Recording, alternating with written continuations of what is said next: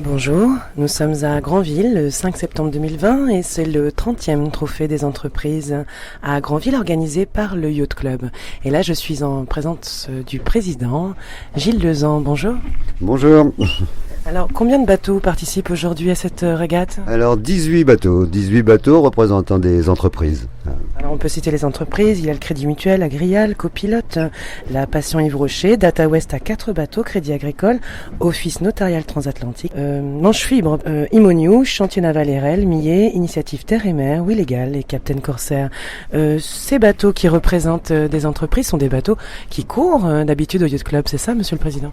Certains bateaux sont sponsorisés par des entreprises comme Crédit Mutuel ou Captain Corsair. Ou Copilote qui aide à financer les performances des coureurs. Super, merci. La plupart des gens sont des adhérents au Yacht Club en fait, sur tous les bateaux, là, tous les skippers, hein, effectivement. Alors comment on adhère au Yacht Club de Granville? Eh bien, c'est pas dur, faut déjà avoir envie quand même de faire de la voile, mais c'est pas très difficile, c'est pas très cher non plus, c'est bon. Voilà, donc c'est obligatoire d'avoir une licence pour participer à tous les sports, donc la voile n'y échappe pas. Est-ce que vous pouvez nous décrire quelques bateaux qui courent aujourd'hui? Captain Corsair qui a failli gagner la semaine dernière la Vidco Cup. C'est un bon bateau dont le skipper Jérôme Desvaux a acheté le bateau l'année dernière.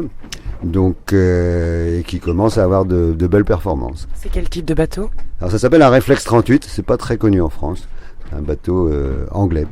On a aussi un J80, c'est ça, non? Alors le club dispose de 3 J80 pour l'entraînement des jeunes.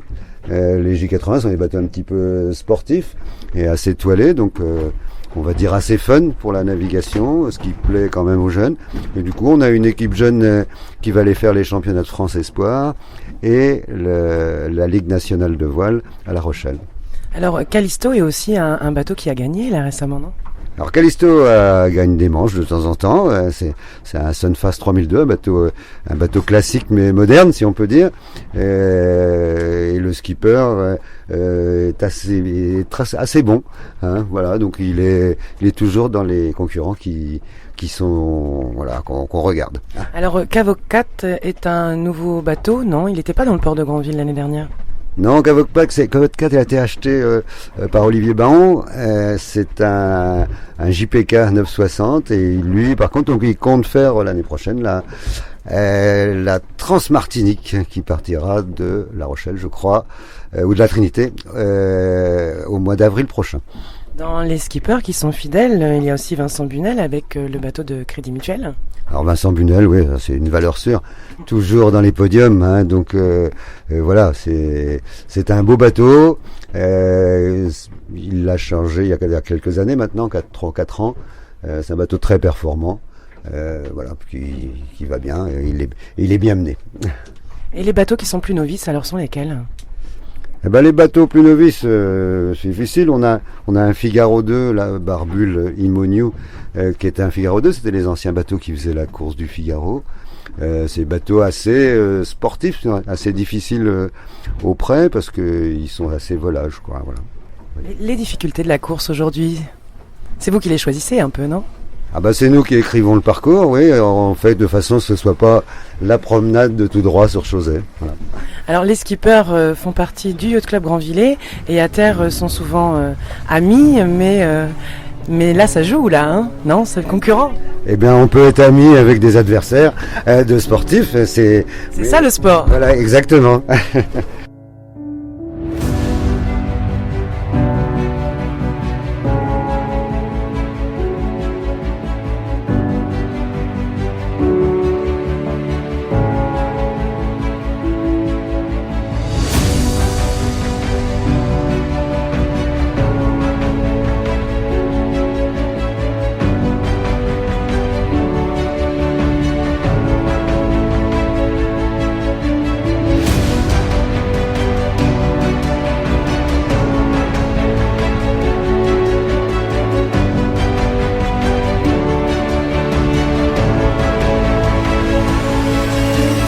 Bon, écoute, là, il est 11h06.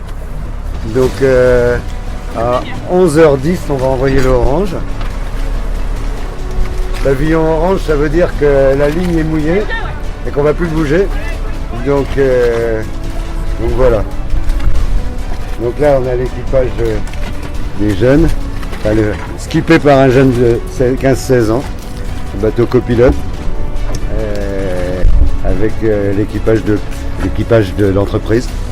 Donc, certains savent un peu faire de bateau, mais c'est tout. Alors comment sont constitués les équipages? Ce sont les entreprises qui constituent leurs équipages. Dans ceux qui auront envie dans l'entreprise d'aller faire une journée à Chauzet. Et puis, par contre, sur la plupart des bateaux, ce sont des skippers, pas forcément professionnels, ils ne sont pas professionnels, mais qui sont des amateurs éclairés, on va dire. Donc il y a toujours une ou deux personnes qui sont quand même des amateurs éclairés, c'est ça? Ah oui, tout à fait, tout à fait. Mais sur certains bateaux, c'est niveau 0. Voilà, on s'oriente. Donc, on est en orange. Donc les bateaux arrivent gentiment. En fait, l'envoi du pavillon orange, là, quand on envoie le pavillon orange, le comité de course, c'est-à-dire nous, on a au minimum 4 minutes avant de lancer la procédure. C'est-à-dire qu'on lance la procédure après 4 minutes. Voilà. Mais ça peut être plus. Voilà, c'est nous qui choisissons suivant le truc. Mais ça commence à être le début de la procédure. Bonjour à tous, nous envoyons le pavillon orange. Dans le gros des voiles, ça fait Alors comme tout le monde le sait, la Terre est ronde, c'est ça, hein. Donc il y a 360 degrés. Voilà. Et là nous avons un vent de nord-ouest. Donc à combien de degrés, Monsieur le Président? Le vent doit être à peu près aux 340. Donc si vous voulez, les bateaux vont ils remontent à 40 degrés du vent à peu près. 40 à 45 degrés suivant les bateaux. Donc ils pourront faire soit du 300, soit du 20. Voilà, d'accord, en gros. Voilà, comme ça on comprend pourquoi les bateaux se mettent face au vent, essayent de se remettre à zéro sur la tête à Toto, sur la terre. À 20, on va lancer la procédure. Bah oui, on va faire comme ça. Et on va demander à Mitija de faire un coup de trompette quand je dis stop. Donc à tous les concurrents, on va lancer la procédure dans 3 minutes, un peu plus de 3 minutes. Il n'y aura pas de bouée de dégagement. Donc on effectue le parcours Vitco, Bouée Jaune et arrivé vers Port-Marie. Alors pourquoi les bateaux seraient rappelés éventuellement? Quand ils mordent la ligne de départ, c'est-à-dire qu'ils partent trop tôt. Et donc du coup là on fait un rappel.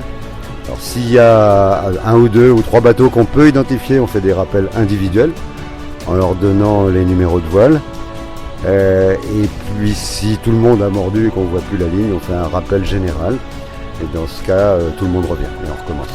Oui, et les bateaux qui ne font pas demi-tour sont disqualifiés. 45 secondes avant le début de la procédure. 5, 4, 3, 2, 1, stop! Les 5 minutes sont décomptées. Là, autour de moi, un beau balai de bateaux. Signal préparatoire dans 10 secondes. Des bateaux représentant les entreprises comme 3, 2, 1. comme Crédit Mutuel, Agrial, Copilote, qui a 2 bateaux, La Passion, Yves Rocher. Il y a 4 bateaux représentant Data West, le Crédit Agricole, l'Office notarial transatlantique, Manche Fibre, Imonio, Chantier Naval RL, Initiative Terre et Mer, Willégal et Captain Corsair.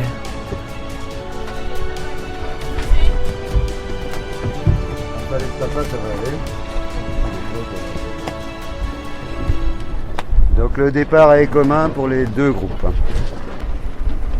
Affalé de papa dans 30 secondes. Tout le monde est du bon côté. Il n'y a pas de bateau de l'autre côté, donc c'est bien. 15 secondes, ils sont tous bientôt. Ils sont même un peu chauds, tout ça. 10 secondes. 5, 4, 3, 2, 1. Donc c'était la minute. 10 secondes. 5, 4, 3, 2, 1. Top!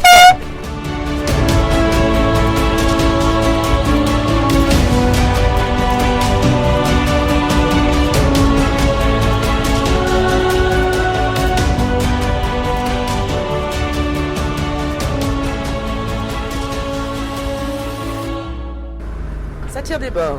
Oui, en effet. Alors le choix de la route est fait bien sûr par rapport au vent mais aussi au courant à Granville, hein, parce qu'on a beaucoup de courant en sortant du port.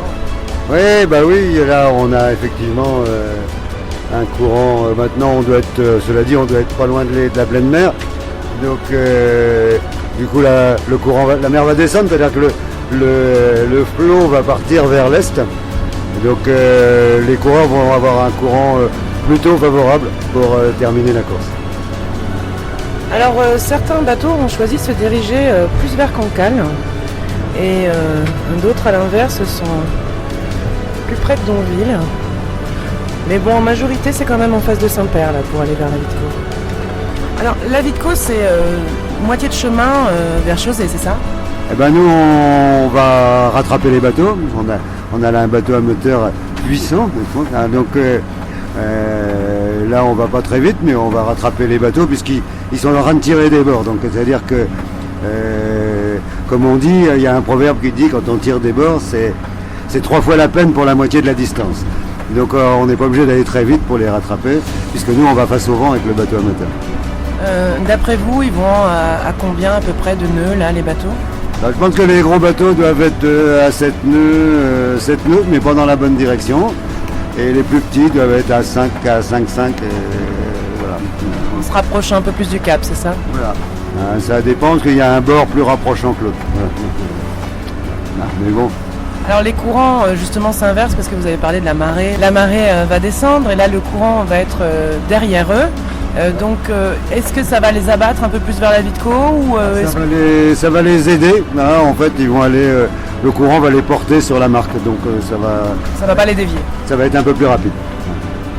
Alors le choix de Chausey est magnifique parce que ce midi, la plupart des entreprises vont avoir la chance de pouvoir déjeuner sur le bateau à bord dans les magnifiques îles de Chausey. Voilà, donc c'est assez traditionnel quand même. Vous voyez, c'est le 30e trophée, donc on va à Chausey, c'est une tradition. Là, j'ai demandé que les bateaux soient un peu moins à couple. Je ne suis pas sûr qu'ils respectent pour cause crise sanitaire, mais en tout cas qui circulent. Mais j'ai vu que les responsables d'entreprise étaient assez prudents. Chacun portait le masque ce matin aux inscriptions. On a fait le café dehors, donc tout s'est bien passé, quoi. Après, c'est vrai que à bord d'un bateau, c'est un peu compliqué de porter un masque quand même. Hein. Bah oui, c'est pas simple parce que d'abord, on est quand même en plein air, donc le risque est quand même assez limité. Et puis les entreprises, de toute façon, sont des gens qui travaillent ensemble, donc c'est une forme de cluster quelque part aussi. Hein. Oui, voilà, donc on a demandé, nous, avoir les numéros de téléphone de chaque équipier, au cas où il y aurait un problème sur déterminé sur un bateau. Mais bon, on espère qu'il n'y aura rien, voilà, puis, sinon on ne fait plus rien, et on reste à la maison, regarder la télé, ce qui n'est pas passionnant. Oui, la peur n'évite pas le danger. Regardez la télé ou écoutez Radio Sud-Manche dans son canapé, tranquillement. Vous avez divisé la flotte en 2 classes? On a 2 groupes, oui. On a un groupe des petits bateaux, des plus petits bateaux, donc pour faire un classement séparé. En même temps, c'est pareil, c'est traditionnel, donc il y a toujours 2 groupes, 2 trophées, etc. Donc, non, et puis il y a un groupe du coup qui est plus important de gros bateaux, qui est aussi très disputé. Voilà. Donc, on espère qu'on aura une très belle régate et puis des beaux vainqueurs.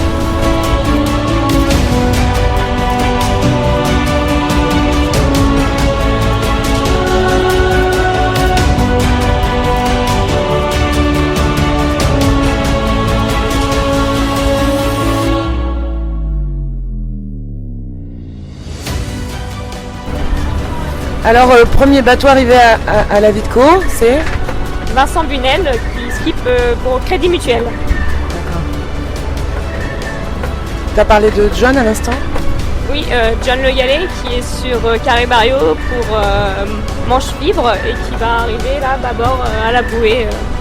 Donc deuxième à viser et à passer la bouée de la Vitco. Alors là, nous avons le premier bateau, Crédit Mutuel. On connaît le SPI, hein. Voilà, le SPI rose, avec l'enseigne du Crédit Mutuel. Premier bateau à lancer le SPI. après avoir passé la bouée de la Vitco. Non. Ah si, j'ai un truc qui marche pas. Il doit y avoir 12 nœuds de vent à peu près, c'est ça? Ouais, peut-être en établi avec quelques petites rafales un peu plus, je pense. Ça mollit, voilà, 12 nœuds au départ, le vent mollit un petit peu. Alors deuxième à la bouée, c'est Captain Corsair, skippé par Jérôme Deveau. Suivi par Charlotte 3, skippé par Alain, qui est avec l'équipage, je ne sais pas. Crédit Agricole. Donc un petit résumé du passage à la Vitco. Nous avons en numéro 1 Crédit Mutuel. En deuxième, Crédit Agricole. En troisième, Captain Corsair. en temps réel. Disons que ces 3 bateaux-là, ils sont quasiment en temps réel. Donc, Ils ont le même rating. Hein. ouais, à peu chose près, ouais. Donc du coup, pour l'instant, sur la grande flotte, je pense que le Crédit Mutuel est en tête. John a fait l'option d'empanner. Ouais. Le problème, c'est qu'ils ne font pas d'un bord. Finalement, c'est que mon parcours est très bien mené. Toujours pas de SPI sur Captain Corsair. Envoi du SPI sur Caribario, qui a pris l'option d'empanner avant d'envoyer. C'est assez serré là, entre les Raptous, qui représente l'office notarial transatlantique. Et puis, c'est qui? Ça pourrait bien être le Sun Magic 44, qui représente Copilote Casse. Il est déjà prêt à partir. Ouais. Bon rating hein, quand même. Ça peut être... ça peut jouer. Et arrivé de 4, non 3 pardon. 4.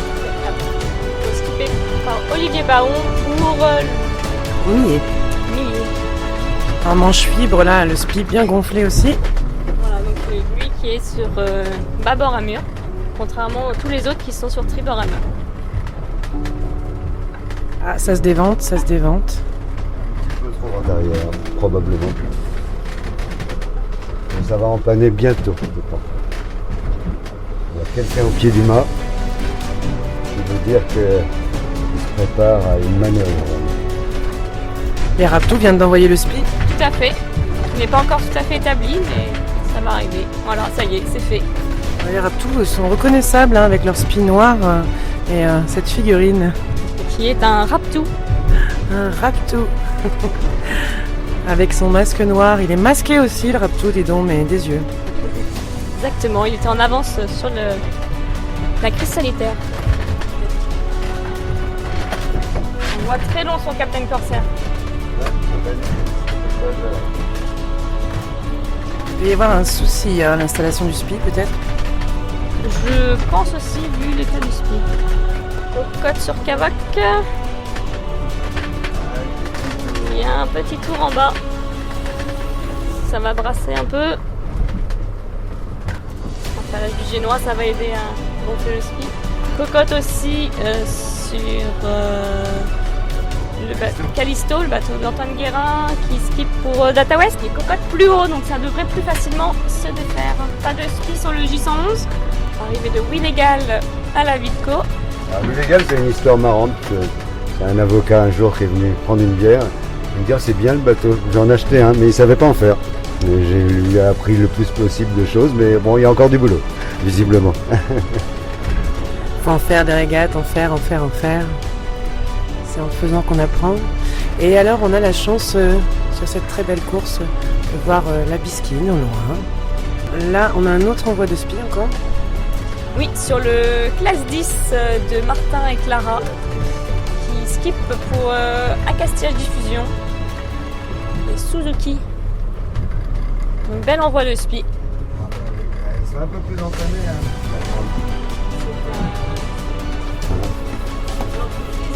Dans le domaine maritime, donc il y a peut-être quelques voileux à bord. Alors Martin est tout jeune, hein, c'est ça, il a fait sa première Jacques Vabre. Oui, il avait fait la première Jacques Vabre. Ouais, c'était une bel essai. Mais bon, voilà, après, c'était son premier, il a encore beaucoup de choses à apprendre. On rappelle qu'il a 18 ans, hein, c'est ça? Oui. Il vient de fêter ses 18 ans. C'est chouette ça, de voir des jeunes aussi passionnés. Voilà, pareil comme sur le J80 de copilote là, qui envoie son spi, c'est skippé par Thomas Ilmeyer qui a 15 ans. Et puis se débrouille très bien aussi. Tout à fait. Il fait partie de l'équipe jeune qui va représenter le Yacht Club dans les épreuves nationales, comme Claire qui va nous représenter au championnat féminin national, donc la prochaine épreuve est à Brest. Voilà. C'est quand? Exactement, à la fin du mois, le week-end du 26 septembre. Donc une régate 100% féminine qui va se dérouler sur des J80 donc à Brest. Ça va être un week-end bonne ambiance où on va essayer de défendre notre 3e place de la première régate qu'on a fait cette année pour essayer de rester sur le podium sur le championnat féminin. Combien de bateaux concurrents? Alors pour Brest, je ne sais pas encore combien d'inscrits, mais à la première qu'on a fait du coup à côté de la Baule, il y avait 30 bateaux. Une trentaine de bateaux. Eh bien écoute, on te dit merde, hein, comme au théâtre, à la voile. Je te souhaite de gagner.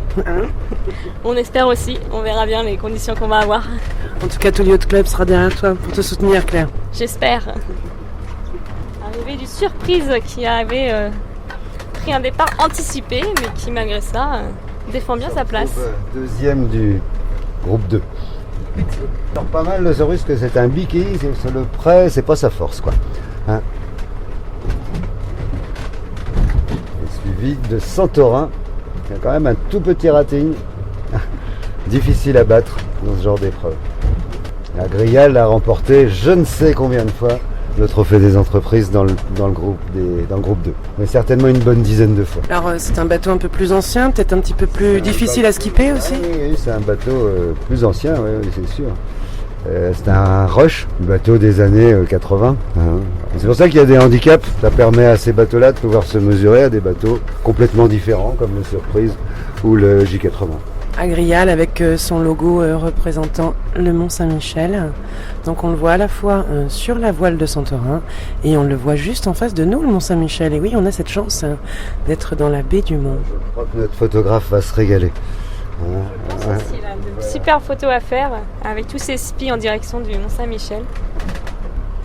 Alors le photographe, c'est Laurent de Travers. Et très régulièrement, il fait des reportages photos sur toutes les régates du Yacht Club de Granville. Et pour avoir vu ces images, elles sont vraiment magnifiques. Il sait prendre l'instant. Le fait qu'il navigue lui-même lui fait prendre les plus beaux moments, voire même des fois les bêtises aussi des fois. Hein. Ah bah oui, tout ce qui peut avoir un effet, artistique. Parce que les erreurs de manœuvre, ça fait quelquefois des très belles images. Hein. Mais bon. De très bons souvenirs. C'est pas toujours. Comme ça, arriver à terre... Au moment, c'en est pas, mais ça le devient. Arriver à terre, on regarde les photos et... Quelquefois, il faut aller chez le voilier ou chez le réparateur pour dépenser un peu d'argent. L'avantage des régates, c'est que ça fait marcher le commerce. Oui, surtout que les gens à bord sont joueurs, hein, les skippers sont joueurs. Hein. Ah bah c'est une compétition, hein, malgré tout, donc faut se mettre dans les meilleures conditions. Donc il faut des belles voiles, il faut du matériel qui fonctionne. D'ailleurs sur les bateaux de régate, on a très peu de problèmes, d'ici on peut dire, par rapport à des bateaux de croisière, parce qu'ils naviguent tout le temps. Donc les petites choses sont toujours réparées en temps et en heure. Et on remercie aussi les entreprises qui financent en partie les voiles ou autres. Ah oui, pour les sponsors, c'est important, c'est un soutien financier qui est pas négligeable. Hein. Un SPI d'un gros bateau, c'est entre 3 et 5 000 euros. Hein. Donc voilà, une grande voile, c'est à peu près pareil. Donc évidemment, idéalement, il faudrait changer tous les 2 ans ou tous les ans. Donc c'est pas si simple que ça. Ça représente quand même des sommes importantes. Et en plus, au niveau technique, tous les ans, il y a toujours des nouveautés. Hein. Bah oui. Puis les gens changent de bateau. Il y a quand même tout un aspect intéressant de ce point de vue-là aussi, parce que donc on cherche à avoir un bateau un petit peu plus performant et puis voilà, aller plus vite et essayer de gagner nos grandes épreuves. Hein, voilà. Pas comme le Tour des Ports de la Manche qu'on n'a pas fait cette année. Mais... Quel dommage, oui. Et la bouée étant placée parfaitement vent arrière par rapport à la Vitco, le J80 est obligé de tirer des bords. Mais il fait plus de route, mais pas forcément plus de temps. C'est vrai que le J80, c'est un peu sa force, le portant. Hein. Voilà, c'est un bateau qui plane, qui va vite. Là, il n'y a peut-être pas assez de vent pour que ça plane vraiment, mais... Et on peut voir à quelle vitesse il va grâce à vos informations. Le week-end dernier, il faisait des pointes à plus de 15 nœuds. T'étais à bord, Claire, c'est ça? Non, du tout. J'étais sur Cavoc, qui est le JPK 960. On faisait des pointes à 10-11 nœuds, mais c'était aussi très sympa. Ils viennent virer, donc... On va se diriger vers Chausey. Nous, on va les mouiller, puis on va éteindre le moteur. Manger. Hein.